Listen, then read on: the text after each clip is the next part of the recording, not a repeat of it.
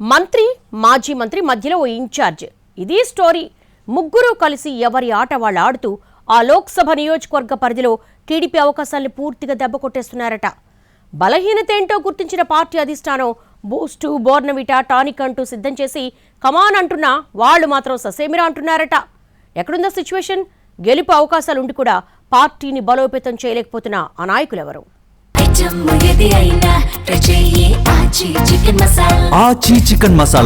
ఆంధ్రప్రదేశ్లో తిరుగులేని ఆధిక్యం సాధించిన కూటమికి గత ఎన్నికల్లో ఇబ్బందికర పరిణామాలు ఎదురైన ఏకైక ప్రాంతం రాజంపేట లోక్సభ నియోజకవర్గం. ఇక్కడ 3 అసెంబ్లీ సెగ్మెంట్స్తో పాటు ఎంపీ సీటు కూడా కోల్పోయింది కూటమి. గెలిచే అవకాశాలు ఉన్నా స్థానిక నేతల వ్యవహార శైలి, అభ్యర్థుల ఎంపికలో లోపాలే అందుకు కారణమని క్లారిటీకొచ్చింది టీడీపీ అధిష్టానం. అందుకే ఇక్కడ పార్టీని బలోపేతం చేయడంతో పాటు ప్రత్యర్థి వైసీపీని దెబ్బకొట్టేందుకు అధినేత ప్రయత్నిస్తున్నా పెద్దగా వర్కౌట్ అవడం లేదని తెలుస్తోంది. స్థానిక నేతల మధ్య ఉన్న విభేదాలే అందుకు కారణమన్నది క్యాడర్ వాయిస్. గత ఎన్నికల్లో రాజంపేట అసెంబ్లీ నియోజకవర్గం నుంచి పోటీ చేసి ఓడిన సుబ్రహ్మణ్యం వైసీపీలో చేరగా, తమ్మళ్లపల్లి నుంచి పోటీ చేసి ఓడిన జయచంద్రారెడ్డి నకిలీ మద్యం కేసులో ఇరుక్కుని పార్టీ నుంచి సస్పెండ్ అయ్యి అజ్ఞాతంలో ఉన్నారు. ఇక అన్నమయ్య జిల్లా కేంద్రాన్ని రాయచోటి నుంచి మదనపల్లికి మార్చడం, జిల్లాల పునర్విభజనలో జరిగిన మరికొన్ని మార్పుల ప్రభావం కూడా ఉందని అంటున్నారు. అలాగే దిద్దుబాటు చర్యల్లో భాగంగా రాజంపేట ఎంపీ సీటు పరిధిలో సంఖ్యాపరంగా బలంగా ఉన్న బలిజ సామాజిక వర్గానికి చెందిన సుగవాసి ప్రసాద్ను పార్లమెంటు నియోజకవర్గ అధ్యక్షుడిగా, మైనారిటీ విభాగానికి చెందిన పఠాన్ను ప్రధాన కార్యదర్శిగా నియమించారు. అయితే ఈ ఎంపికకు ముందే పార్టీ గ్రూపులుగా ఉండడం మైనస్ అవుతోందన్న విశ్లేషణలు ఉన్నాయి. మంత్రి రాంప్రసాద్ రెడ్డి వర్గంలో పొంగునూరు ఇన్ఛార్జు చెల్లాబాబురెడ్డి, జయచంద్రారెడ్డి ఉన్నారు. వీరితో పాటు మదనపల్లి నుంచి ఎమ్మెల్యే షాజహాన్ వ్యతిరేక వర్గం సైతం మంత్రితో చేరింది. ఇదే సమయంలో Peeleru MLA Kishore Kumar Reddy, Madanapalle MLA Shahjahan, party జిల్లా అధ్యక్షుడు సుగవాసి ప్రసాద్ ఓ గ్రూపుగా మారిపోయారు. అటు పొంగనూరు, పీలేరు, మదనపల్లిలో 3వ వర్గంగా మాజీ మంత్రి అమర్నాథ్ రెడ్డి, మాజీ ఎమ్మెల్యే దొమ్మలపాటి రమేష్ ఉన్నారు.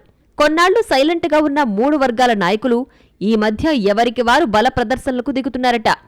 పార్లమెంటు నియోజకవర్గ అధ్యక్షుడు ప్రసాద్ వారం 2 రోజుల పాటు తాను జిల్లా కేంద్రమైన మదనపల్లిలో ఉండి కార్యకర్తలను కలుస్తానని ప్రకటిస్తే, ఇక పార్టీ జాతీయ ప్రధాన కార్యదర్శి అయిన నల్లారి కిషోర్ కుమార్ రెడ్డి సైతం తాను కార్యాలయంలో అందుబాటులో ఉంటానని చెబుతూ లోకల్ ఎమ్మెల్యే షాజహాన్ భాషాతో కలిసి హడావిడి చేస్తున్నారట. దీనికి కౌంటర్గా మంత్రి రాంప్రసాద్ రెడ్డి వర్గం సైతం ఇదే రీతిలో హంగామా సృష్టిస్తోందని చెబుతున్నారు. వారంలో ఒకరోజు జిల్లా కేంద్రం మదనపల్లిలో ఉండి ప్రజా సమస్యలపై అర్జీలు తీసుకుంటున్నారు మంత్రి. ఆయన ఈ మధ్య వచ్చినప్పుడు ద్విచక్ర వాహనాల ర్యాలీతో తెగ హడావిడి చేసింది ఆ వర్గం. మంత్రితో పాటు పొంగునూరు ఇన్ఛార్జ్ చెల్లా రామచంద్రారెడ్డి కూడా హడావిడి చేశారు. వీళ్ళిద్దరి మధ్యలో మాజీ మంత్రి అమర్నాథ్ రెడ్డి వర్గం నేతలు కూడా మనకు టైం రాకపోతుందా అంటూ ఆతృతగా ఎదురుచూస్తున్నట్లు సమాచారం. ఏడాదిన్నరగా ఇటువైపు చూడని ఈ 3 గ్రూపుల నాయకులు మదనపల్లిని జిల్లా కేంద్రంగా ప్రకటించగానే వచ్చేసి ఎక్కడలేని ప్రేమలు ఒలకబోస్తున్నారంటూ ఫైర్ అవుతోంది లోకల్ క్యాడర్. గ్రూపులుగా విడిపోయి కొట్టుకోవడం, గెలిచే అవకాశం ఉన్న చోట కూడా పార్టీని బలహీనపరచడం తప్ప వీరు చేసిందేమీ లేదన్నది క్యాడర్ మాట. మదనపల్లి డివిజన్ పరిధిలో గత ప్రభుత్వ హయాంలో జరిగిన అనేక భూ కబ్జాల గురించి ఎవ్వరూ పట్టించుకోవడం లేదని ఆవేదన వ్యక్తం చేస్తున్నారు బాధితులు. మరోవైపు అధికారులు ఇష్టారాజ్యంగా వ్యవహరిస్తున్నారని, టీడీపీ క్యాడర్కు కనీస మర్యాద ఇవ్వడం లేదని చెప్పుకుంటున్నారు.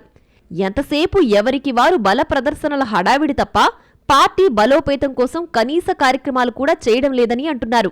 ఇలాగే కొనసాగితే స్థానిక సంస్థల ఎన్నికల్లో కష్టమయ్యే ప్రమాదం ఉందని తెలుగు తమ్ముళ్లు బహిరంగంగానే మంత్రి మీద, మాజీ మంత్రి మీద ఫైర్ అవుతున్నారు.